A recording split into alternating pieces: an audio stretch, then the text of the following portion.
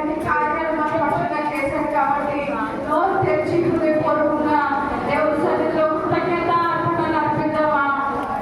కృతజ్ఞతలు చెల్లించుట ఆయనకి ఇష్టమైన పనులను వాక్యం సెలవిస్తా ఉంది. నోరు తెరిచి హృదయపూర్వకంగా తన చేతుల ఆకాశమై పెట్టి దేవా ఇదిగో నా హృదయము నా చేతులు నీ వైపు చాపుతున్నానయ్యా, నీ వైపు తిరుగుతున్నాను ప్రభా, నాకు సహాయం చేయండి. అయ్యా విడిచిపెట్టే దేవుడు కాదు, త్రోసివేసే దేవుడు కాదయ్యా. అయ్యా నన్ను రెక్కల చాటున కాపాడుతూ భద్రపరుస్తూ క్షేమాన్నిస్తున్న దేవా నీకు వందనాలు చెప్తామా దేవుడితో. నీ కృతజ్ఞతలయ్యా, నీకే నా హృదయాన్ని అర్పిస్తా ఉన్నాను. అయ్యా నా హృదయంలో అయ్యా పరిశుద్ధత లేకుండా సహాయం చేయండి. పరిశుద్ధమైన జీవితాన్ని నేను కలిగి ఉండడానికి సహాయం చేయమని చెప్తామా? యేసయ్యా నమ్మకస్తురాలుగా ఉండడానికి సహాయం చేయండి. పరిశుద్ధమైన జీవితాన్ని కలిగి ఉండడానికి సహాయం చేయండి. యథార్థవంతురాలుగా ఉండడానికి సహాయం చేయండి. భయభక్తులు కలిగిన దానిగా ఉండడానికి సహాయం చేయండి. నమ్మకమైన దానిగా నీతి కలిగిన దానిగా ఉండడానికి సహాయం చేయండి ప్రభువా. చెప్తామా దేవుడితో హృదయపూర్వకంగా? అయ్యా అలాంటి భక్తి జీవితాన్ని కదా దేవుడు ఆశపడతా ఉన్నాడు. ఆశపడే ప్రాణాన్ని తీర్చపరిచే దేవుడు మన దేవుడు. నిజంగా నీకు ఆశ ఉంటే హృదయపూర్వకంగా చెప్తాం దేవుడితో, ప్రభువా ఇదిగో తండ్రి పరిశుద్ధమైన జీవితాన్ని దయచేయండి. నేను పడిపోయేదానిగా జారిపోయేదానిగా ఉండనివ్వద్దయ్యా. అయ్యా ఇదిగో నీకు దొక్కు పెట్టేదానిగా నేను ఉండనివ్వద్దు. కన్నీరు తెప్పించేదానిగా నేను ఉండనివ్వద్దయ్యా. నీ గాయాలు రేపేదానిగా నేను ఉండనివ్వద్దయ్యా. దయతో నన్ను క్షమించండి అయ్యా, నన్ను సరిచేయండి. వాటి తలాలకు మాట్లాడుతున్నప్పుడు అయ్యా వెలుగని చెవులు గ్రహించగల ఆత్మ నాకు దయచేయండి. అపవాది నా చెవుల్లో నాతో వేరే మాటలు మాట్లాడకుండా ఈ మాటలకు తేట కలిగడం మాకు నేర్పించువా. నిత్యము నిన్ను ప్రభుని చేపట్టు నడిచేవారుగా ఉండడానికి మాకు సహాయం చేయమని చెప్తామా? అయ్యా నిత్యము నీ అంత భయభక్తులు కలిగి ఉండటం మాకు నేర్పించు. అలాంటి ప్రవర్తన మాకు దయచేయి చెప్తామా? నోటితో కదవులతో యాత్రలతో అయ్యా ఇదిగో యెషయా పెదవులు కాల్చిన దేవుడు, నా పెదవులు కాల్చయ్యా, నన్ను కాల్చయ్యా, నన్ను పరిశుద్ధపరచయ్యా. అయ్యా ఇదిగో అయ్యా నన్ను ఎంతగానో విలువ పెట్టి కొన్న దేవుడు కదా, అమూల్యమైన రక్తాన్ని ఇచ్చి నన్ను కొన్న దేవుడు, కన్న దేవుడు. ఈ నామానికి అవమానకరమైన జీవితం నాలో ఉంటుంది ప్రభువా. దయతో క్షమించు ప్రభువా, దయతో క్షమించండి. అయ్యా నీకు ఇష్టమైన వ్యక్తిగా నేను ఉండడానికి నాకు సహాయం చేయండి. అయ్యా నీకు లోబడే వ్యక్తిగా నేను ఉండడానికి సహాయం చేయండి. నోరు తెరిచి చెప్తామా? దయచేసి మౌనంగా ఉండదు. మౌనంగా ఉండేది అపవాదాన్ని గుర్తుపెట్టుకో. మౌనంగా ఉండటానికి ఇదిగో అపవాది నీ నోరు మూస్తా ఉన్నాడేమో, ఆరాధించుకుని ఉండటానికి నీ హృదయాన్ని తెరవడలేమో. ఒకసారి గ్రహించుకుందామా? ఆరాధించే మనసు నాకు దయచేయండి. హృదయపూర్వకంగా నిన్ను చూడగలిగే మనసు నాకు దయచేయండి. ఆత్మీయ నేత్రాలు తెరవండి అయ్యా. అయ్యా ఇదిగో పాప నేత్రాలు మూసివేయండి. అయ్యా నిన్ను చూడగలిగే కళలు నాకు దయచేయండి. నీ వైపు చూడగలిగే మనసు నాకు దయచేయండి. నీ కార్యాలు అనుభవించే కృపను మాకు దయచేయండి. క్షమించు యేసయ్యా, నువ్వు ఉంటే చాలు. అయ్యా నీతోనే ఉండాలనుకుంటున్నాను కానీ ఎంతవరకు నీతో ఉండగలుగుతున్నానో లేదో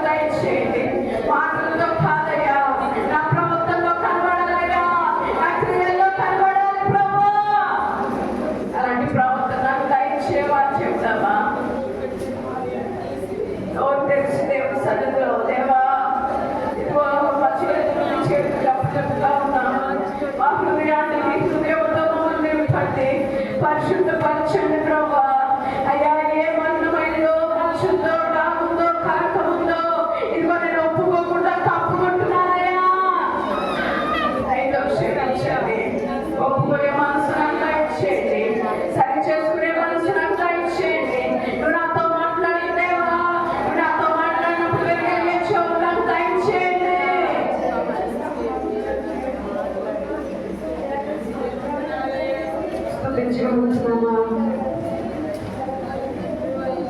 నాతో మాట్లాడు ప్రభువా, నీవే మాట్లాడుమయ్యా. చెప్తామా? నాతో మాట్లాడు. నాతో మాట్లాడు ప్రభువా, నీవే మాట్లాడుమయ్యా.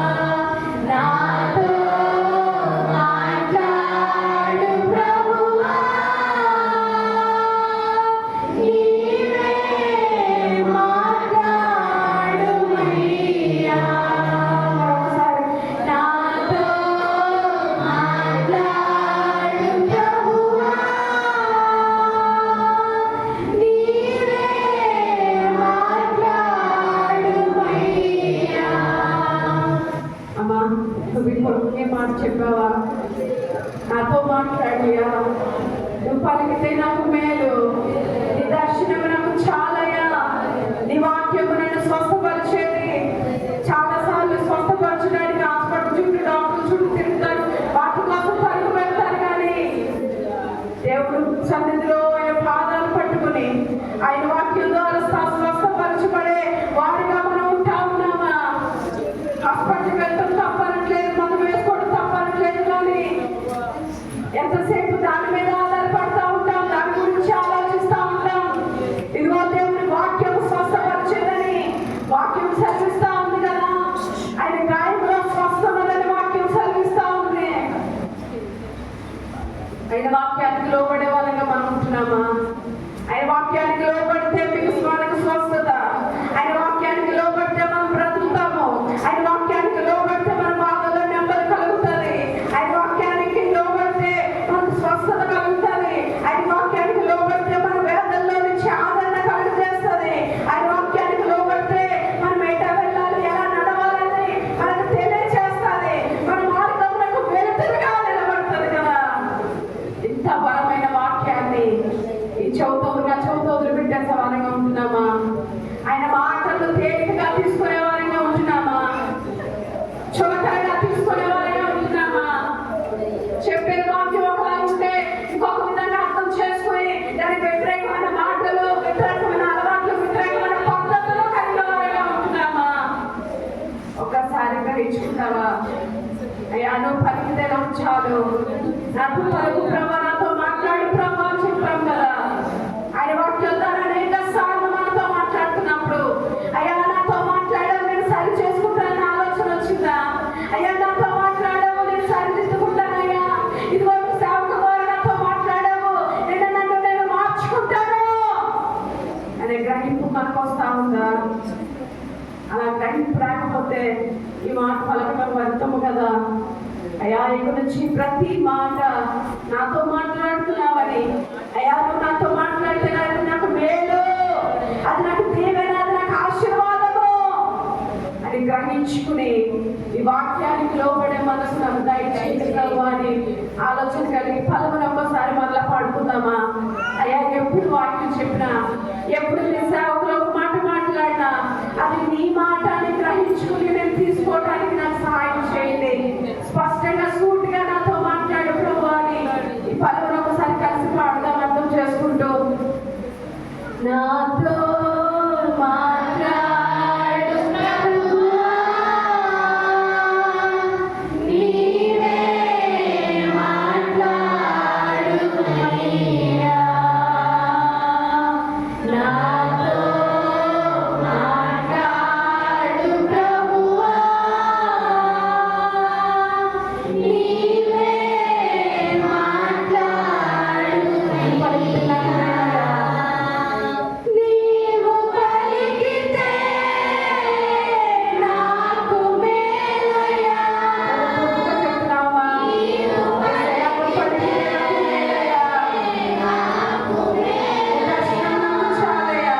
నీ దర్శనమే నాకు చాలయ్యా, నీ దర్శనమే నాకు చాలయ్యా, నాతో మాట్లాడు ప్రభువా, నీవే మాట్లాడు అయ్యా. చాలాసార్లు ప్రార్థన చేసినప్పుడు ఇదే ప్రార్థన చేస్తాం కదా, ఈ వాక్యం ద్వారా నాతో మాట్లాడు ప్రభు అని. ఆయన వాక్యం ద్వారా మాట్లాడుతున్నప్పుడు అయ్యా నేను అడిగేప్పుడు నాతో మాట్లాడేవు, ఈ వాక్యానుసారంగా నేను జీవిస్తానయ్యా అనే మనసు కలిగే వారిగా ఉంటామా? లేకపోతే ఇదే వాక్యం ఏం మాటలు చెప్తున్నారు ఏంటి, ఇలా వ్యతిరేకమైన మనస్సు, వ్యతిరేక స్వభావం మనలో ఉంటా ఉందా? ఒకవేళ దేవుడు ఒక రోజు నిన్ను ప్రశ్న అడిగితే అమ్మ నువ్వు మాట్లాడమని నేను మాట్లాడినప్పుడు ఎందుకు వ్యతిరేకమైన మాటలు మాట్లాడుతున్నావు, ఎందుకు వ్యర్థంగా తీసుకుంటున్నావు, ఎందుకు తిరుగుబాటు స్వభావంతో ఉంటున్నామని దేవుడు ఒక ప్రశ్న మనల్ని అడిగితే మనం ఏం సమాధానం చెప్పేవారిగా ఉంటాం? మనం పరీక్షించుకుందాం, పరిశీలన చేసుకుంటూ ప్రార్థన చేసుకుందాం. మన మధ్యలో మోషే ప్రార్థన చేస్తూ ఉండగా మనం అందరం ఏకీభవిద్దాం. ప్రభా నాతో మాట్లాడు, ఇప్పుడు ఈ వాక్యం చెప్పబోతుండగానే సేవల ద్వారా నాతో మాట్లాడు. ఆ మాటలు పలికితే నాకు మేలు, ఆ మాటలు వింటే నాకు మేలు ప్రభా. అలాంటి మాటలు నాకు దయచేయమని ప్రార్థన చేస్తున్నాం. పరిశుద్ధ దేవుడు తండ్రి, ప్రతి సర్వశక్తిమంతుడైన దేవుడు తండ్రి, దేవాలయ తండ్రి, మీరు మాట మాత్రమే సెలవించిన చాలు ప్రభావం తండ్రి. భూమి ఆకాశములు సర్వ సృష్టికి మాట మేము ఈ మాట విన్నవారుగా తండ్రి, ఆ వాక్యాన్ని మనసులో ఉంచుకోలేని వారిగా తండ్రి ఉన్న ప్రభావం జ్ఞాపకం చేసుకుంటే క్షమించండి ప్రభావ. వాక్యానుసారమైన జీవితాన్ని దేవ కలిగి ఉండడానికి సహాయం దయచేసండి. దేవాన్ని బిడ్డ వాక్యం చెప్పబోతుండగా శ్రద్ధగా విని గ్రహించుకొని దేవాలయం తండ్రి మా జీవితాన్ని వాక్యంతో కలుపుకొని నడవడానికి సహాయం దయచండి ప్రభావ. తండ్రి దేవాయు తండ్రి నీ బిడ్డ చెప్పిన ప్రతి మాటను బట్టి, మా దేవా వాక్యంలో ఉన్న ప్రతి మాటను బట్టి మా జీవితాల్లో దేవాయు తండ్రి దేవ వెలిగించబడటం, దేవా అనేకులకు దేవాయు ఆశీర్వాదకరం ఉండడానికి సహాయం దయచండి ప్రభావ. నీ బిడ్డ మాటలు చెప్పబోతుండగా వాక్యం చెప్పబోతుండగా నిరంతరంగా మీరు వాడుకున్నాను ప్రభావ. నీ ఆత్మచేతని పడి ప్రతి ఒక్కరికి అనుగ్రహించారు గ్రహించిన దయచేసి ప్రతి వారిని సరి చేసుకున్న పాత్రలను దయచేసి శ్రీకృష్ణ అడుగు వేడుకుంటున్నాను మా తండ్రి. ఆమేన్. సాక్షాత్ కృష్ణ